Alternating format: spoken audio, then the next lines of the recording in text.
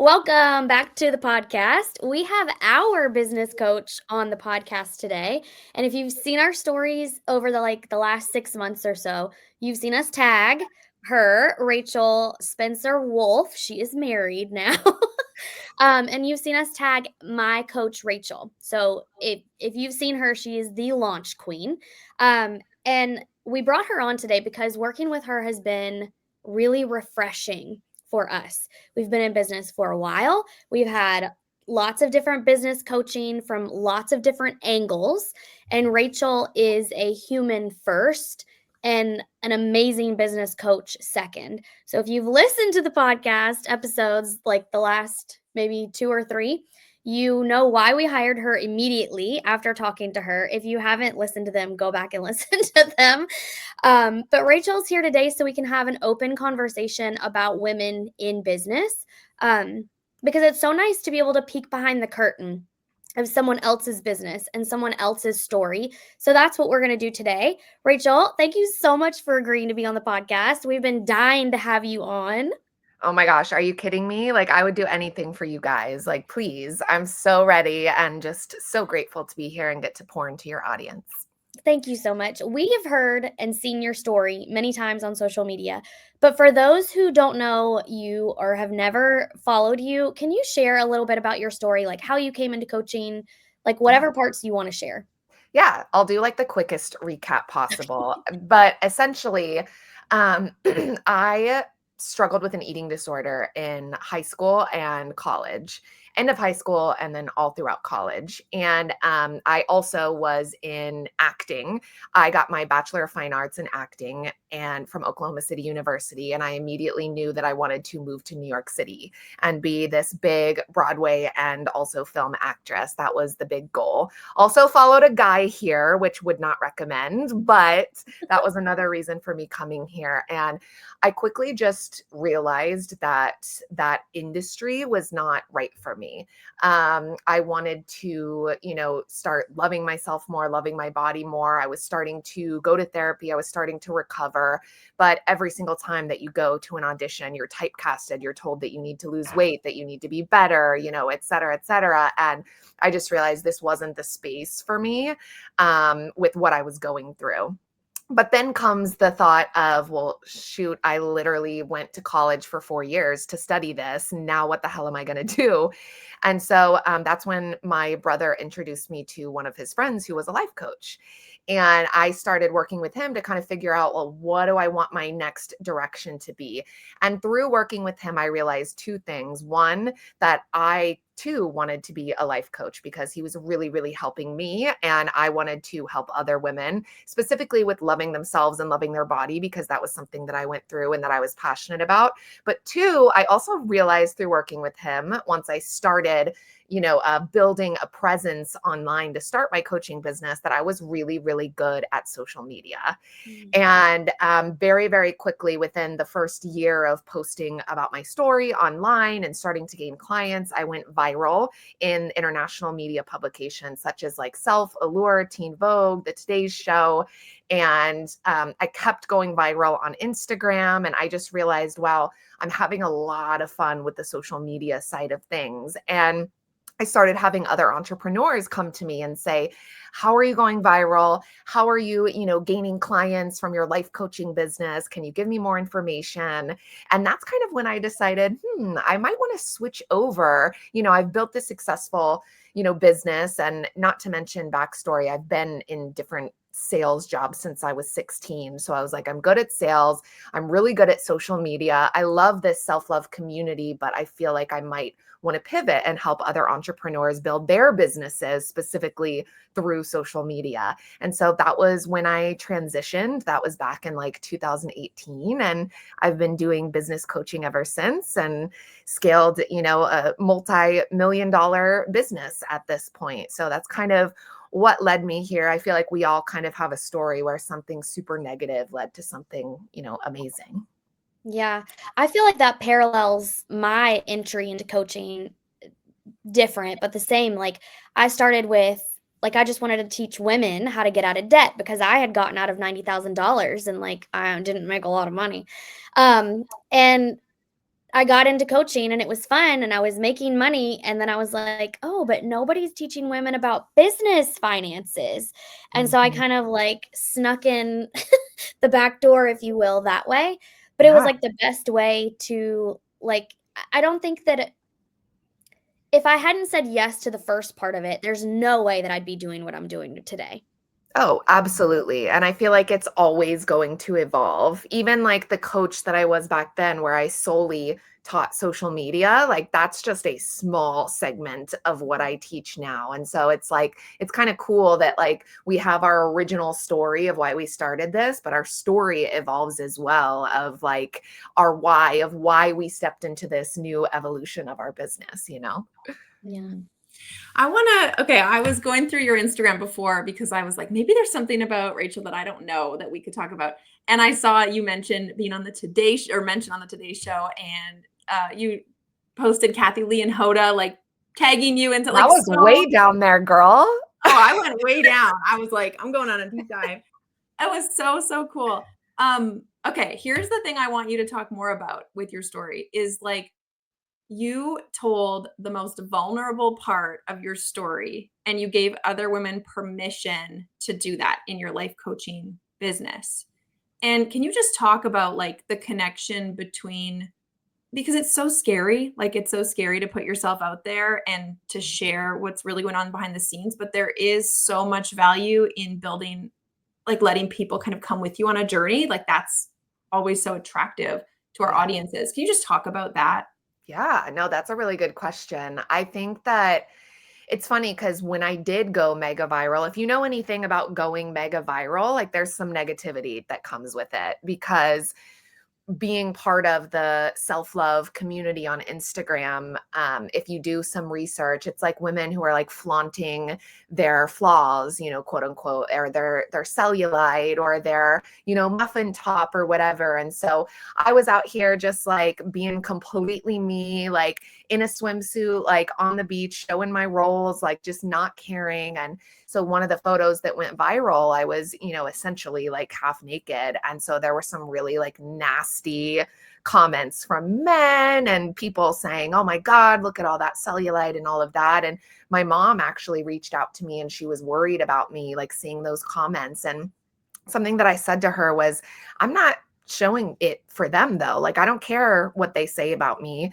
because look at all the comments from other women who are super inspired by it, because that goes back to my why and why I'm doing this. And as long as they see the value in it and as long as like they're connecting with me in my story, that's all I care about. And I'm able to completely put my blinders on to that negativity. And I feel like it's still that way to this day, because when I'm telling super emotional and vulnerable stories, like that's what I'm able to think about. Like, as long as this is connecting with my ideal client and with that one person who needs to hear it or needs to see it, then I'm able to put the blinders on and like not worry about the other negative comments, because that's why I'm here, you know?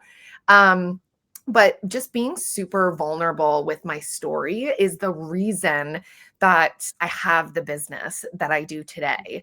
And it's just such a core value of mine that still, even though that's not my niche anymore and that's not what I focus on, even in the business coaching world, something that's so important to me is helping women realize that, you know, they can, you know, not have this highly curated feed, or they can show their imperfections, or they can be vulnerable, or they can be themselves and have this super successful business. I just created a ranting reel the other day where I was like, listen, like it's literally 1 p.m. in the afternoon, haven't brushed my teeth, like still in my PJs. Ooh, gross. But like, that's just the way it was that day, right? No makeup on. And like, I just saw this amazing payment come through.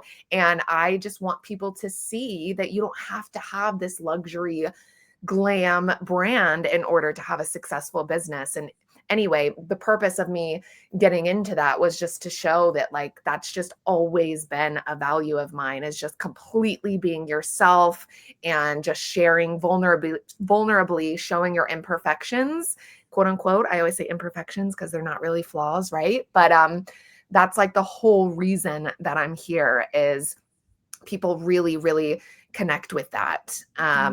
And so, yeah, I think it's definitely nerve-wracking to share stuff like that, but at the same time, if you can put your blinders on and just say, like, this is for the people who need this message, then I think that's what's most important. Yeah. Um, what would you say to somebody who is afraid to share?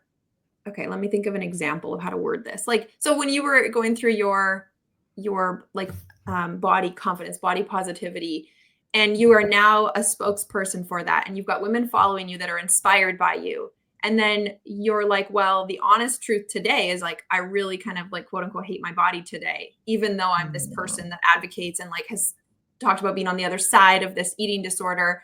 So will that affect my authority, quote unquote, with my audience, or how credible I am if I'm still struggling with the things that I'm saying that I've overcome and helped them with? Can you just talk about that? Yeah. I mean, I feel like this is like two faceted because, excuse me, I think that one, it's always really important to me that I share those moments so that people know that it's not all, unicorns and rainbows, like business, body confidence, whatever it is. Like I always try to show the real reel behind the highlight reel because I want people to feel like there's enough people in the industry who are promoting this like picture perfect brand and branding and this luxury lifestyle. Look at my life. Look at all I've accomplished. Like there's enough people out there doing that. And don't get me wrong, I have many braggable moments that I'm able to talk about, or when payments come through, or when I'm in, living in New York City and I have the beautiful skyline in front of me. Of course I have those moments, but I think that it's unrealistic for people who are growing their business to be going through those things and feeling like they have to put their mentors on a pedestal, or feeling like they're not good enough or they'll never be successful because they still struggle with these things.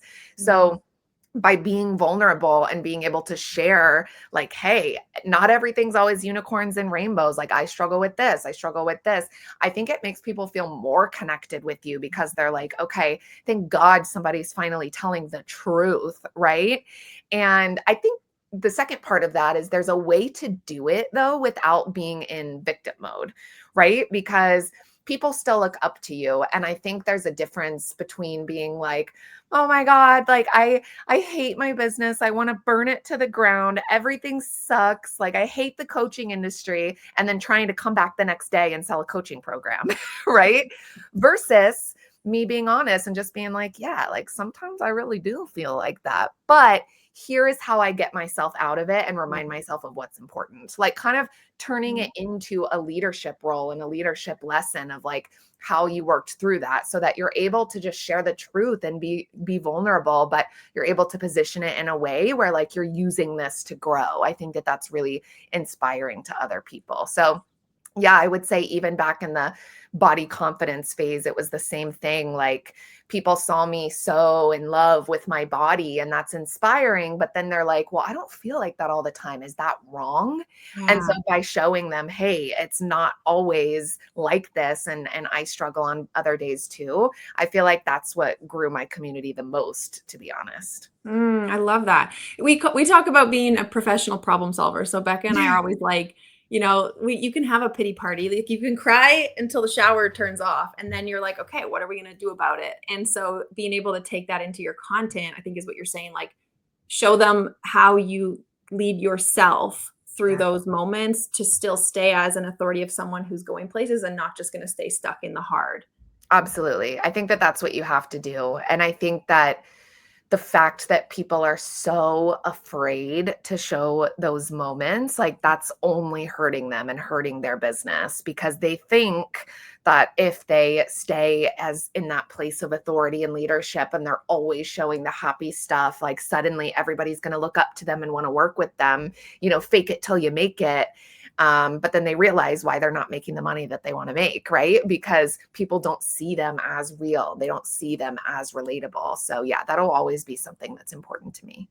Mm. I think those Okay. are some of our clients' favorite calls, like the calls where we show up and we're like, "Hey, Becca woke up and had a money spiral today, and here's what we did about it. Yes. Here are the steps that we took to, like, pull her out of it immediately," because it shows them that they're normal also, like, they're a normal human being like the rest of the world, and there are things that you could do to change that feeling that day. And as far as, like, the authenticity and, like, sharing just, like, vulnerable pieces of your life and your business that maybe you're not really comfortable with, one of our clients said recently, she said, "I didn't wanna share my story, and you guys kept pushing me to share my story, and I shared it finally." And she was like, "I my DMs were full." People were like, "Oh my gosh, yes, that's me too. I feel that way also." And I was like, "That's right, because like, on the other end of this, on the other side of this phone, there are other human beings who are, Yeah. like, dying for somebody to be, like, validating them and to validate their feelings and to validate their life experiences." And I think that's a pivotal job that we have in this industry that we do not maybe we take it for granted some days. Yeah. Well, I think that's leadership right there. Like that is true leadership and being able to lead people. It's not about who's like the smartest or most perfect person in the room. It's about the person that understands how to lead people through those moments.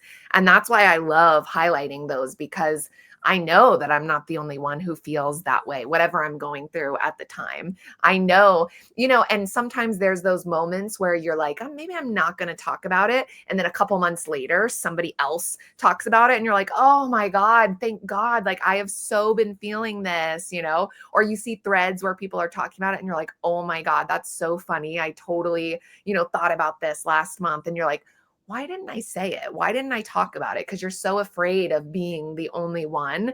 But again, that is leadership. Like somebody has to go first. And so I always remind myself of that in those moments. Like you said, like there are people on the other side of the screen that like they need you to be a human. They need you to not be this robot on social media who's just like posting their wins all the time. Like I think back in I don't know, 2020 maybe, that was a thing because it was the surge of people like coming online after the pandemic. So of course you want to hire the person who's making the most money, who's the most happy, who has the best, most exciting party business.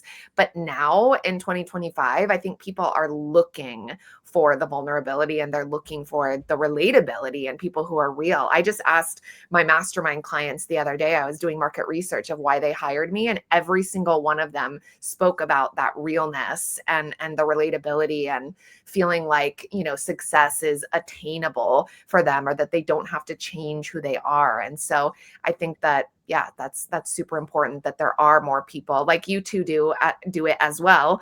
There are more people like us out there, like sharing the good, the bad, and the ugly. Yeah. Oh, I'm like, I got shivers when you said like that's leadership. Because I'm even sitting here thinking like Becca and I share, but we could be sharing so much more. Yeah. Like, Yeah. and we share a lot with our clients behind the scenes. And I think those conversations, it's almost like we needed a little kick in the pants in this conversation to have more of those with our audience as well and let them have a peek behind the curtain too. Totally. Well, I just had a conversation with my husband the other day where I told him I was feeling a certain way. And again, I do talk about it, but obviously I don't share every little thing that I'm struggling with. And so I was telling him something that I was struggling with, and he was like, you should just say that. I was like, what? And he was like, literally just go on your stories and speak it out. He was like, just say that this is something that is annoying you, that you're sick and tired of this and you're over it. And that's kind of why I created that reel where I ranted about the industry, because he was like, you're not the only one feeling this way, like you need to share this. And I think like you could go viral, but even if you don't go viral, your audience is going to feel closer to you. That's why it's great having an entrepreneur husband or partner because he just gets it. But yeah, so like that was a conversation that we had. It was like, just share, just like say what's on your mind, say what's annoying you, say what's exciting you, but like just share. Like the people who share the most and like the content creators of the world who are just like really sharing the ins and outs of their life and their business, like those are the ones that are kind of like pulling ahead right now, because that's just what people want. I'm gonna Becca, I'm sorry if you were gonna say something. No, I was just thinking when you were talking, Rachel, that like I saw that reel yesterday and I was like, Is she talking to me? I How does had she a lot of know? people say that. They were like, okay, at me next time. Say it to my face. Right? I was gonna out Becca for something she told me this morning that she did, but we do it often, and it's a good thing. We often will mute people. Like we don't unfollow people, but we'll mute people when we notice ourselves feeling a kind of way or like getting like comparison, not like just disagreeing with their content or something, but like if it's causing us to like look too much of what is everyone else doing, we will mute people on intentionally. We'll go, Becca does it, I would say every 6 months. She's like, I went on a spree again, and she'll just go and mute, and then she'll unmute some people. And it's this like almost Maybe. maybe, yeah. But it's people we love. Like it's sometimes like people that are close to us, but it's just something isn't, it's we're looking too much, or we're getting caught up in how other people are talking about what they do. And it's I can't think of the word now, but like dissuading us from our own story and the way that we need to do it and be authentic. And showing up. Like just if it's hindering me from showing up in any way, I've got to get rid of you for a little bit. And it's like not even a personal thing. It's just like I need my mind to be worried about like my clients and our business. And I mean, I need to have room for my family too. So like when your content is, if I catch myself not showing up because I'm consuming your content too much, I'm going to have to mute you for a bit. And I hope you're doing the same thing. Like, I hope everyone who's listening to this does the exact same thing. Yeah. Yeah, it's like the comparison sometimes just becomes a little bit too much. It just becomes a little too loud. Yeah. I am so the same way where I've considered taking like little social media breaks too. Even if it's 3 days, it doesn't have to be like 2 weeks or anything if you don't want it to be, but even like a small social media break that it's like, whoa, like I am just consuming a lot more than I'm creating right now. And you know what really helps me with that? Yes, muting. I do the exact same thing. But then like if I am like, okay, I do want to follow them again, but how do I not get back into this trap is like when it took me a long time to really get to this place, but when I am watching other people and I'm watching them sign clients and I'm watching them succeed, and I used to like try to like reverse engineer every step of what they're doing and like every post structure and like see how I could copy it in my own words. Like that used to be how I viewed it. But now I try to not do the reverse engineering, and instead I utilize like the feeling that I get to create that for my own audience. So it's like, oh my God, like they're signing all these clients, like they must be having so much fun. What would be really fun for me right now? So I try to turn it around in that way. And I just did this recently, actually, because I was mid-launch, and we all know there's the mid-launch slump. So I was sales were slow. Sales were slow in the middle of the launch. And I was like, okay, I gotta turn this around. And I was consuming a little bit too much of somebody's content that I was like, damn, like I was like angry. I was like, oh, they're just like signing clients every single day, hundreds of clients. This was someone that is so different than me and had a completely different program, but I took a second and I was like, you know what? Like the reason that clients are so drawn to them isn't me like reverse engineering. Oh, they said this. Like they're having a blast right now. Like, and of course they're having a blast because they're signing clients. But I was like, but like they're having a blast, which is making them feel good, which is making them show up more powerfully. So I was like, okay, what would be fun for me right now other than signing clients, obviously? But I'm like, how can I show up as if I already have those clients and I'm just having fun in my business? Because if you're not having fun, then what are you even doing, right? Might as well go sit at a desk job. And so that's why I came out with my popular masterclass, which was like based on Wicked, the popular song from Wicked. And I made it really funny, really goofy. I like pasted my face on Glinda's face. And I was like, I don't care. I don't care. Some people are going to be like, that is so cheesy. And I was like, I don't care, because I think it's going to be so funny. I'm going to use the music from Wicked. And, I was like, I'm just going to do this for me. And I had so much fun promoting it.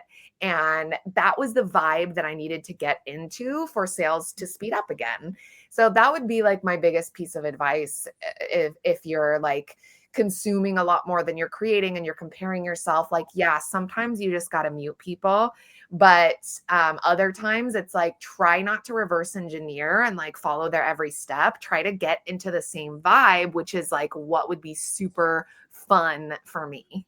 Yeah. Oh, I love that so much. That I can see the way you just talked about that. Like, obviously, it was so fun, so energizing, right? To just get to Yeah. do something that you love. And I think that that's like the conversation about like doing something for the end result, like having a means to an Mhm. end. Like you realized, okay, wait, I gotta just have fun. I don't even Mhm. whatever happens, happens. But that energy that I'm gonna build, that momentum, the curiosity from the right people, even if no one buys, that's going to build some momentum and get more of the right people because my people are going to have fun with popular. Exactly. Like my people, like everyone who hires me is like, you just have so much fun during your launches. It looks like one big party.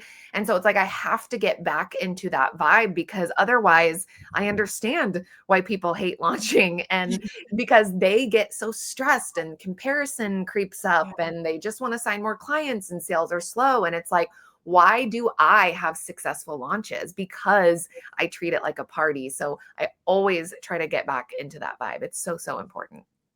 I love it. I kind of want to switch gears. Marley, did you have a follow-up question? Because I want to like, No, I was going to switch gears. So you go for it. oh, good. Okay. Um, you mentioned your mastermind earlier. I am curious to know, like, what do you see as, how can I word this? Like, what do you see as like an overarching trend in 2025 for like strategy, business strategy? And what do you see as the biggest struggle for your clients or like the industry in general? Ooh, that's a really good question. I'm like, wait, I have to think about this.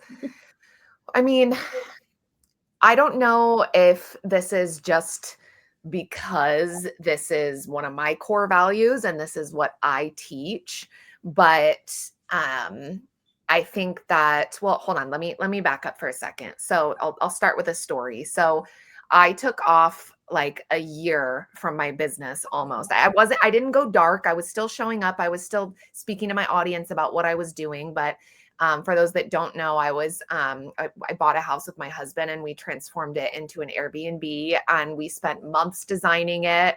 At the same time, I was like working on a course funnel behind the scenes, just like trying to go a little bit more passive.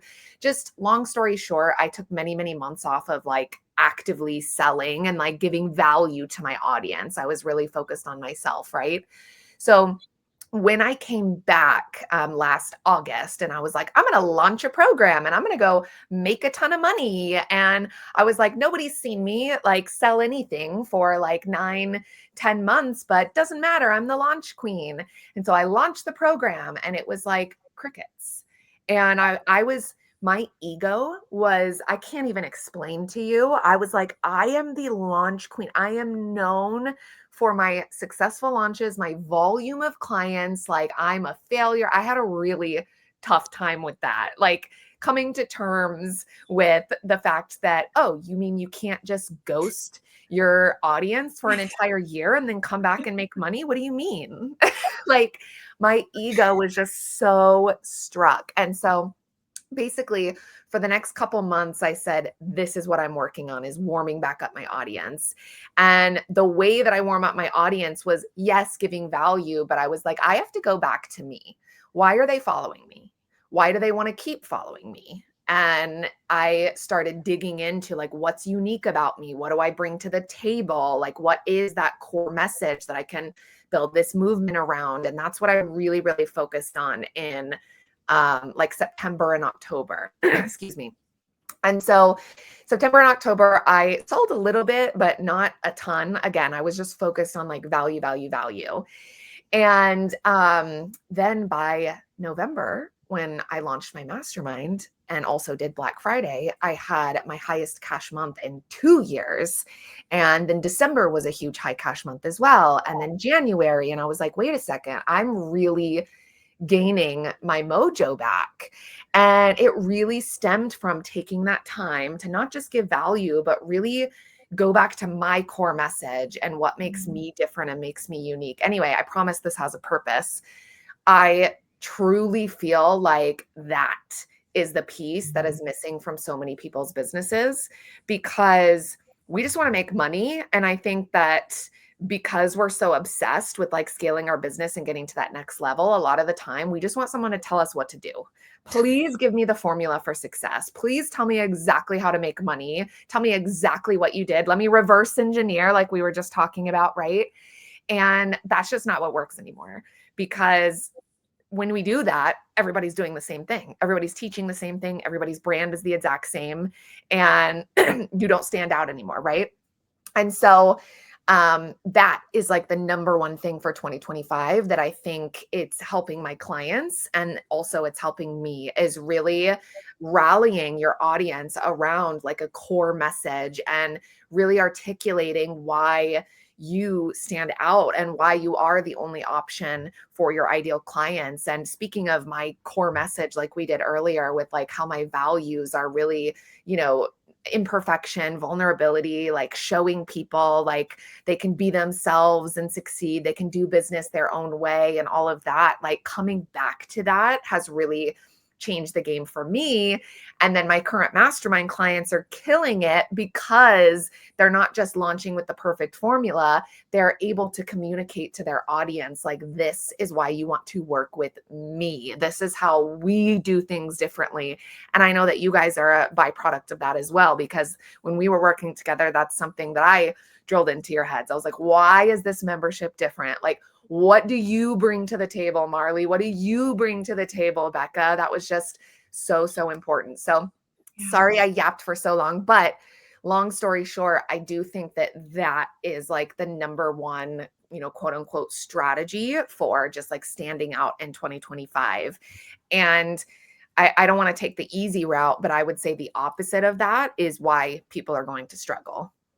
Yeah. I would agree with that 100% from personal experience and from just seeing that across the board. Like, we have friends in business and we all chat about the exact same thing. Like, I don't know, like so and so's doing all this stuff over here and she's looking like she's having so much fun and she's making so much money, and like I don't know why it's so hard for me to show up. So like we have the same conversations with Mhm. our business friends. I had a question about your mastermind. Marley, if you have something. Yeah, I was just gonna say, like something we do at the beginning of most of our calls is just ask the girls for wins, and it's like seemingly kind of rinky dinky, but it's honestly our favorite part because we're like, no, you have to have a win, and like No, if I it's do the that you ate same thing. breakfast You got to today, start with a celebration. yeah, and it's like you don't need to have signed a $10,000 client for it to Yeah. be a win. Like sometimes Mhm. it's that you treated yourself to getting your nails done, which I know is again cliche, Yeah. but it's sometimes that's the thing. Or it's that you ate breakfast today and you usually Mhm. forget and then you get hungry and then you run out of energy. Like it's sometimes that little stuff. I mean, usually it is something business. The girls have gotten really good at of finding a win because they know we're going to ask. And Yeah. so sometimes it's hearing someone else share their win to spark one in you. So like Mhm. getting in rooms where people are focused on why they are so why they're winning. And like when you Yeah. feel like a winner, you show up differently and your energy changes. And Totally. so hearing you sharing about just how valuable not just being vulnerable is, but just even your story. Like, why you? Like, go back to those basics of messaging and marketing of like, well, why would people want to buy from you? If you aren't sold on that and clear on that, your audience certainly isn't.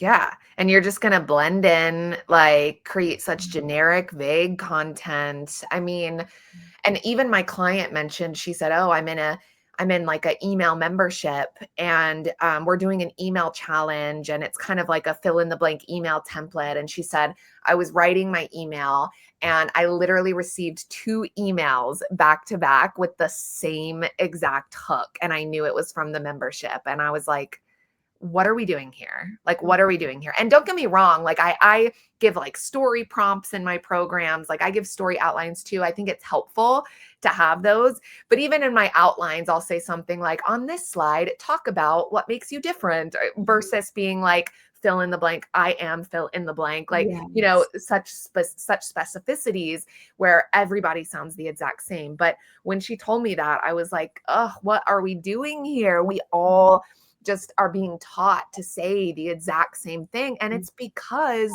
most of these coaches, I mean, I don't want to talk shit, but most of these coaches only know how to run a business the way that they run a business. Yeah. And so they're just reverse engineering and saying, well, do what I did, like do this email, do this post.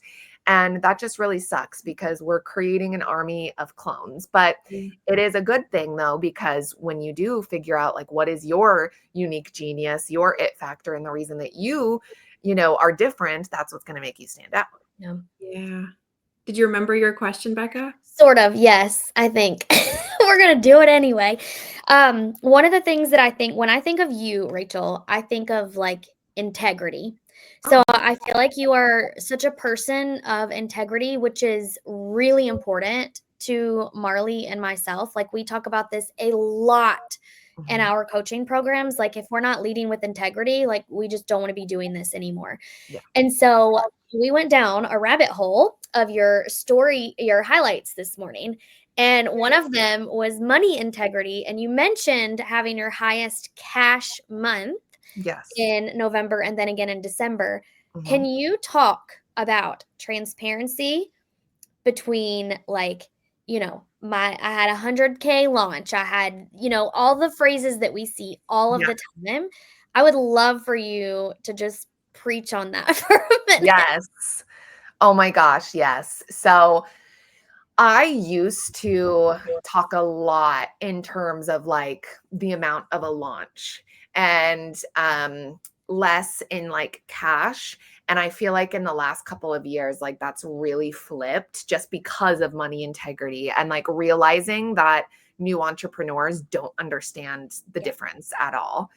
And even just for example, I'll get to it in a second, but just for an example, for a very long time, I called myself a seven-figure entrepreneur. And now I don't anymore because have I made millions and millions in my business? Yes. But do I make seven figures every single year? No. Have I ended the year with making around $800,000 in sales? Yes. But does that mean that I can now call myself a seven-figure entrepreneur? No, no. And so now, like, I was like, okay, I'm taking that out of my bio. I don't talk about myself in that way anymore. Will I still talk about my sales versus cash and how much money I'm making? Sure. But you have to be so, so careful. But yeah, so to answer your question, so when someone says that they had a 100K launch, that is like the total amount of sales that they made during that launch period, whether the launch was 3 weeks, whether the launch was 6 weeks. It's still a really cool thing to realize, wow, within a 4 week time period, I secured $100,000 worth of sales, because I like to think of it as that could also be 100 women that want to work with you and that paid to learn from you. So like that still is an amazing thing. But like if you have a 12-month payment plan for all those women, then you had a 100K launch and like a 10K cash month. You know what I mean? Like, so it's like we got to be really specific, not to mention that you know, sometimes even though you may have had a 100K launch, which means 100K in sales coming through the rest of the year, what if people drop off? What if people do chargebacks? What if there's disputes? What if you lovingly let a client go? Like, so that's why I love to share, like I had a 100K launch or something like that, but I'm also really specific with like the cash that actually came through the door as well. So yeah, so that's like overall sales. And it could be that they're on like a 12-month payment plan, right? Versus cash is like that month, this is how much cash you made. And then you guys know this, then there's profit on top of that. I know you guys know this, the profit queens, but like that is something that I shared that I can't remember if it was last November or the November before, but I was sharing that my profit margin for November was like 84% or something like that, which is like insane. It was like a 74K cash month. So that was like what came to me. Like it was like cash in my bank account, but the profit from that after paying my team and all my business expenses was what is that, like 60,000 or something like that. I don't know. Can't do mental math. But I wanted to show my audience like, wow, look at that profit margin. And I had a lot of people reach out and were like, oh, nobody shares that. Like, why don't other people share that? And I was like, oh, I don't know. I've never thought of how, like, I thought in the moment, I want to share this because it's cool. But I never thought, wait a second, why don't people share that? And it really rang true to me when I saw a coach who had a $200,000 launch of their program. So launch. So that's sales, right? Yeah. And this is a very well-known coach. I refuse to say the name, and I really do enjoy following her, but this was a moment that I was like, eh. So she had a $200,000 launch, and she did a launch breakdown in her group. And she mentioned the percentage that she used on ads, the percentage she paid out to affiliates, the percentage she paid to her copywriter and like everybody else on her team. And everybody's like, oh my God, so cool. A 200K launch. She made like maybe 50K cash, which don't get me wrong, 50K cash is great, but like you're out here touting, is that the right word? But like saying I had a 200K launch, and people are like googly eyed over it without realizing that your profits were really, really low. 25%. Yeah. And so that was a moment that I was like, whoa, that was when I started to change. Like, okay, I can't really say I'm a 7-figure entrepreneur. And like when I talk about launch, I also want to say the cash I made that month, and I want to talk more about profit margin. So yeah, I don't know. That was a long way of saying that, like, yeah, it's so important that there's that like transparency, especially if you're in a position that, you know, we are, where people follow us to learn about business and learn about money. And so if I'm just like, yeah, I made 100K this month, you're thinking that that's in my bank account, right? Yeah. So it's like, you have to be so specific. Yeah. I'm hearing like that it just comes down to communication. Like if you're clear and you're honest, that's what, so like, I'm like, you can totally call yourself a 7-figure coach. I would see no problem with that. But in your heart, you're like, I don't know that it's clear enough for me. So I'm just thinking if someone's listening, they're like, well, I want to be like, then you should put it in your bio, but say like 7 figures in 2 years, or like just add a little communication for clarity, because that's all. It's just honesty. Like, don't try to trick people into thinking something. Exactly. Well, it was when I had somebody like say to me like, oh, but you're a millionaire. And I was like, I'm not a millionaire. And then I was like, oh, but they think I am because I call myself a 7-figure entrepreneur. But I mean, we could go on and on. Then if you make $1 million in a year, but are you a millionaire? Is that liquid? Like, is that like, do you have that in your bank accounts? Like, you know, like we could keep going and going with that. So it's tough, but like, as long as you're transparent, then that's totally fine. So I agree. It's really just like what's true in your heart, and just like being super honest about it. There was another person too that I followed that was talking about 100K months, 100K months, 100K months, like back to back to back. And it was like for the whole of last year. And then at the end of the year, they said they made almost 600,000 in cash. And I was like, wait, the math ain't mathin'. Like, and then I realized, oh, they were talking sales this whole time. And it just, it is really, it can be really frustrating. I mean, you guys get it as like the money queen. Oh yeah. we are looking for it like subconsciously. So then it irks us more when we see it, because there's been a lot of that this year. We've seen of, you know, oh, I had $100,000 day, or, you know, those big statements where you're like, wow, that's an amazing accomplishment. And did you spend $90,000 in ads to earn $100,000 in a day? Like, that's not the same message. If you when did, your you need to redo your ads, because that's bad. Right. But there are a lot of costs that can come with like how that happened. And I won't get into specifics, but you know, so it's like, there's just some integrity in communication is so important, especially, okay, so here's the part that bothers me, is that as a leader, if you're somebody that's sharing that because you can help other people make money in their business, and you tend to be working with people that are behind you. So they're not earning that kind of money. You're also then sort of putting yourself on like this fake pedestal to get people to spend money with you. Like, it just, something about it feels gross. Yeah. So I have no issue. I love seeing people like Beck and I love seeing people share their numbers because we're like, how much did you make? Like, what did you do? Like, we want to know. Yeah. But we also are like, is that the truth? Like, what's the whole truth? You know? It's so hard. And not to mention, like, there are like apps where you can put in like they have like fake screenshots and you can like put certain numbers in. Because I mean, again, like I don't want to make this sound like gossip, but this is just transparent, like girl talk. But again, I saw another person that like, you just know that those are not their numbers. And everybody's like, but how do you know? You just know. Yeah. Like, this is someone that, you know, has a low follower count, a low email list, low engagement. Like, you can tell they're like hustling and always jumping to the next thing.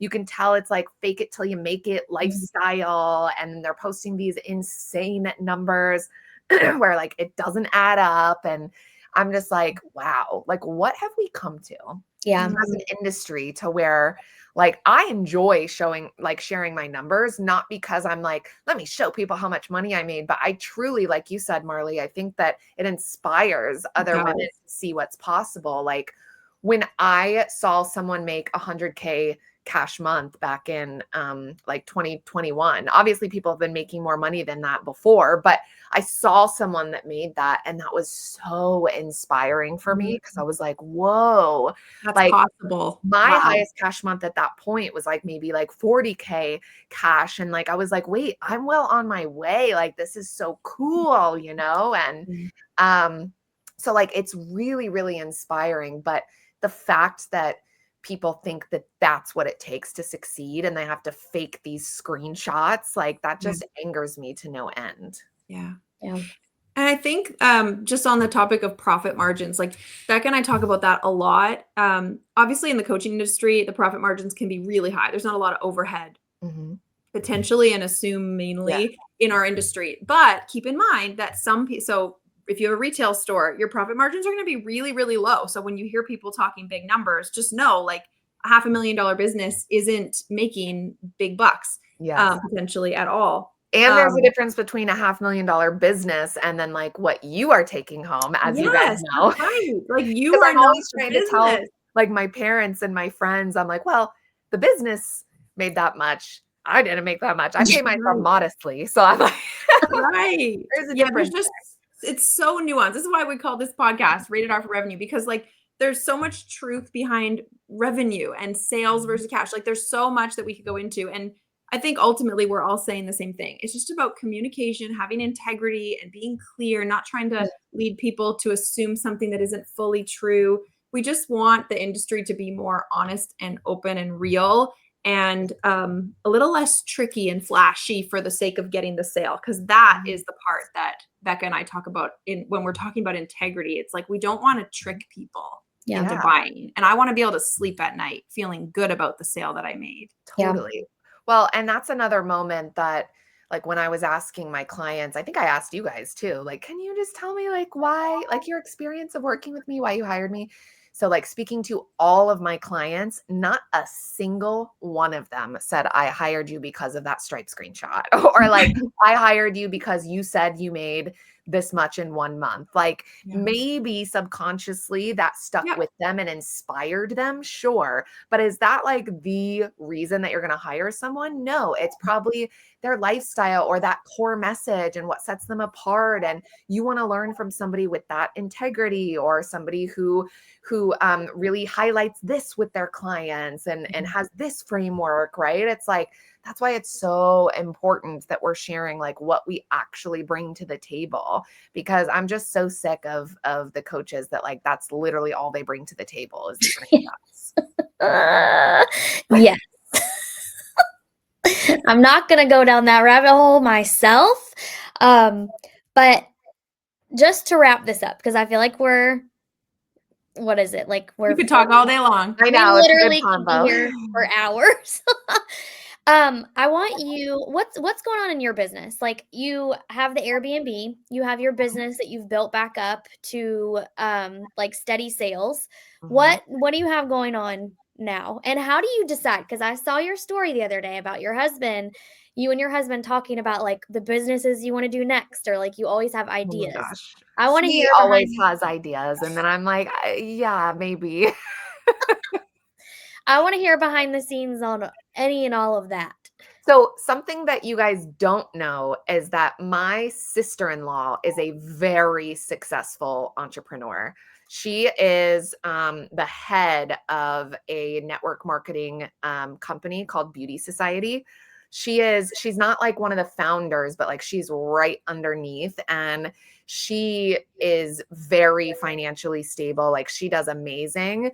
But the reason I'm saying that is because every single time we go home to visit my family, we're like, what's the family business we're starting? Like, it is just a constant in our life of like, what can we do? What can we start? Like, and my husband's from New York. My family's from Oklahoma. He's like, let's start a New York bagel business. Let's bring New York to Oklahoma. Like, he is just always brainstorming. So, um, but as far as like, okay, what's going on right now? So, update on the Airbnb. For those that don't know, go follow us at Dreamhouse Austin. Shameless plug. It's a bachelorette themed Airbnb in Austin, Texas, and we had a really good launch. Something that people don't know about Airbnb is that you actually don't get paid out until the guests check in. Hmm. So we had this epic launch at the end of last July, but people were booking for like this month, like March 2025. Ah, So July, August, September, October for bachelorette parties, you book in advance, right? 6 to 8 months usually, so everybody can get their flights. There's like 8 to 10 girls, you know. So we had this epic launch, and those first 4 months of the year, we had in month one, we secured like $10,000 in bookings, and it's been pretty much steady, excuse me, like that since. And but we looked at our bank account and we were like, wait a minute, where's the money? And then that's when we realized, oh, we don't actually get paid till they check in. So it was amazing. like a quote unquote slow start for the Airbnb because it wasn't slow on the launch and on bookings, which we're so grateful for. But because they were so in advance, we had $0 coming in through like the winter, essentially. We had Yeah. a few sales here and there, but you get what I'm saying. So it was Mhm. like slow. And then winter, like you're usually going home to visit family. You're not really going on bachelorette parties or girls' trips. So I would say November, December, January, we like had like zero guests staying with us. So we were getting a little bit worried. But now our bookings are catching up with us. And so like we are fully booked, like pretty much all spring and all summer. And so like this is the first month where we're making a really big profit. Things are going well. We just got interviewed by Architectural Digest, which was really cool. I'm like waiting for So that to cool. come out. Um, so that side of the business is finally taking off. I had to let you in on that first. That's like finally Love it. taking off, which is why my husband's like, "What's next?" I'm like, chill. And my husband is an artist, so he has his business as well. He's about to be in an art show. But anyway, what's going on in my coaching business right now? So I'm like wondering, I'm like, do I talk about like the programs I'm launching or like just what's going on, like how I spoke about like trying to warm up my audience again? Um, I guess what I will say is that, oh, I'll tell you my biggest problem right now. Oh, I I haven't love said that. this publicly. This is my biggest issue is that I don't have recurring revenue because Ah, people keep paying me in full. yes. Darn. We talk about this a lot. Okay, love And it. I'm like, listen, I know I should be happy. But it's I not all it's know. cracked up to be, is it? Right? Everyone wants those paid in fulls. But when you start the month back at zero, Yes. it's hard. It's so Mhm. hard. And it's just so funny because it's like, I can't complain. I can't complain. I can't complain. But I'm like, wow, like everybody's paying me in full. And in the moment, you're like, yeah, that sounds Yes. great. And then they do it. And then you're like, oh, so I have $100 coming in next month. Great. But my husband doesn't see it that way. He's like, you're like essentially spreading the money apart in the exact same way. You're not like spending as much as they paid you, right? And I'm like, I don't care. I'm like, it's the way it feels going into the month starting at 0. So that's my biggest issue in my business right now is I need to somehow, some way build up my recurring revenue. And I was talking to my biz bestie about it. I was like, I'm not stupid. I know how to build recurring revenue, but at the end of the day, you can't force someone to Right. pay on a payment plan. Can I just stop you for 1 Yes. second? Because that is what every single person that we have ever spoken with in our business is waiting for. Like, this is coming from Rachel, who has said she had a $75,000 month not that long ago, and that it still makes her spiral subtly when she has to start a month at 0 because Horrible. money mindset, like, and you have all that. Like, you've worked with mindset coaches, money coach. Like, I know that you've got it. Mhm. It's still your like programming takes you to that little at the beginning of the next Yeah. month. Even though you said you're like, I barely pay myself. I got money in the business bank account. Like, Yes. it's good. It still gives you that fight or flight, like not good 100%. feeling. Well, I think it kind of comes down to the way that I know this is the way that you teach business as well, with like understanding how to pay yourself and all of that, because something that's another core value of mine and something that's so important to me is like sustainability and like security. Yeah. And that comes down to feeling like I have a consistent amount of cash coming in every single month. Yeah. That I don't have to go into the next month and be like, well, what am I launching this month? Like, how am I going to bring revenue in? And again, technically, you don't have to if you made so much last month. But like for me, I want that paycheck coming through. Like, Yeah. I want that cash influx coming through each month so that I feel like I am having that secure Consistent. business, right?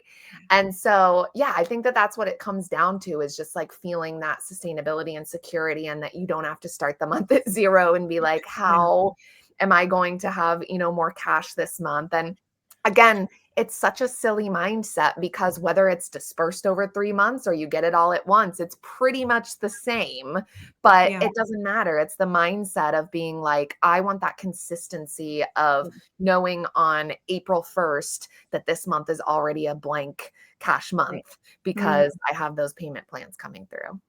That just gave our audience like so much like, okay, I'm not the like, but also I think the answer here is like, stop chasing more money because your $75,000 month isn't going to change your money mindset or how you manage your money. Learning how to manage your money is going to help you change that.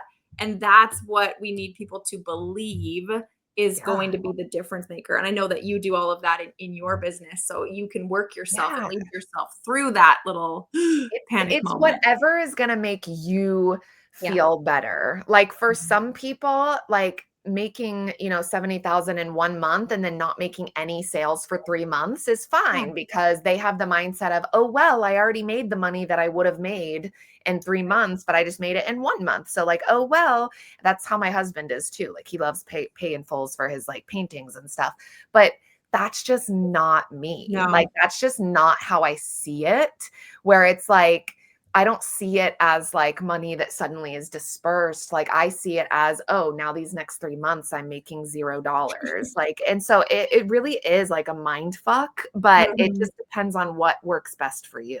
Yeah. We tell our clients all the time, we love payment plans. Love payment plans. It sounds like you might need to start incentivizing payment plans. That's what I said to my friend that I was saying, my biz bestie. I was like, I'm not dumb. I know how to incentivize payment plans, but I was like, I can't help it if people just want to pay me in full. What can I say?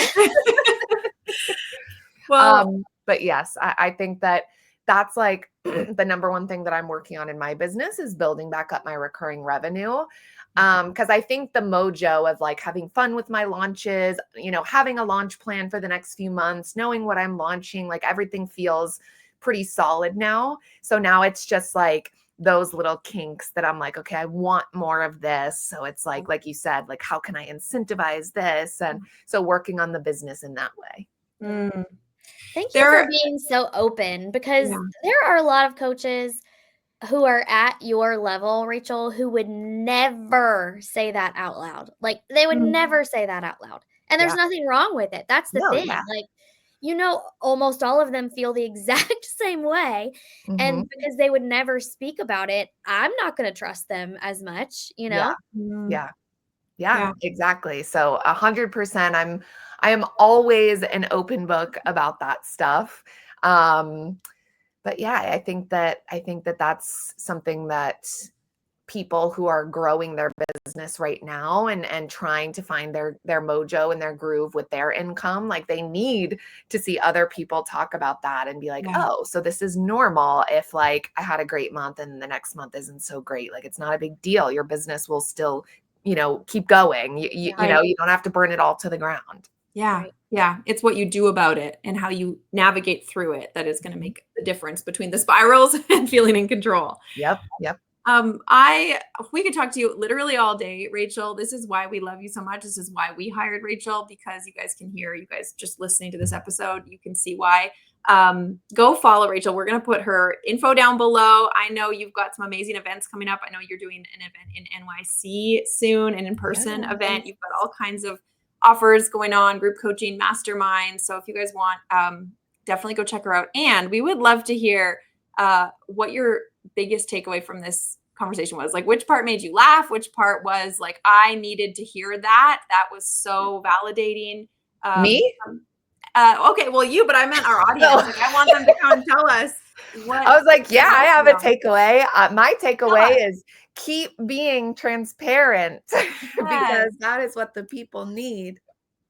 Yeah, that is it. That was the vibe of the entire conversation. All the different hoops we jumped through was being vulnerable, being transparent, having integrity in the way you're communicating who you are and what you do and why you are so good at it and why you're the person to help your audience. So go follow Rachel, and we can't wait to hear your takeaways.